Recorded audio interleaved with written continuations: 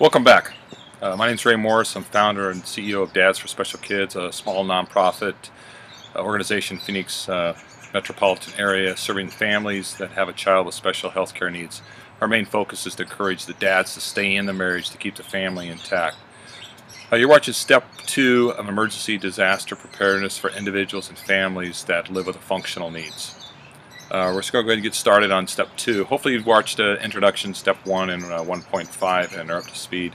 Also, don't forget to download the guidebook so you can fill it out as we're talking about stuff, but also so you can go back later and review things and fill in your own answers for the questions so that you can develop your own emergency disaster plan. So Step 2 is making a plan. Okay, starting out with, identifying what emergencies and disasters your area is prone to. Like here in the Phoenix metro area, our big things are fires, house fires, thunderstorms, power outages. And power goes out in June and July and August down here. It's pretty miserable when it's 110, 115 degrees. You know, it's a dry heat, but it's still hot. So, and like our son Zachary, he doesn't do well in the heat.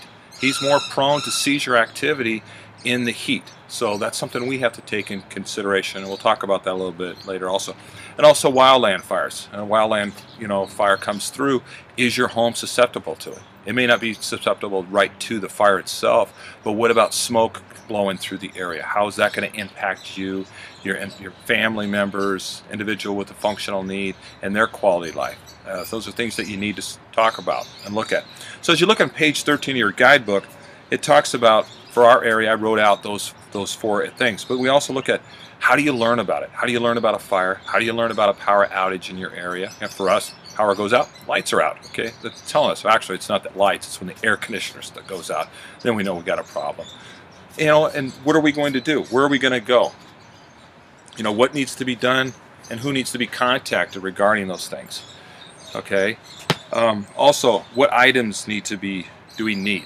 If the power outage goes out, what are some things that we need to do in our house, to make things more comfortable and more accommodating for each member, but also for Zachary. So we look at, open up windows, we have a little generator, start it up so we can run these fans so we can have some air blowing through. Also, he watches his Thomas Tank Engine and Barney and Blue's Clues and Bear in the Big Blue House. So he wants to keep doing those things. We're okay for a few hours without that, but after a period of time, he's going to want to be watching those things. So laptop, computer, DVD in it,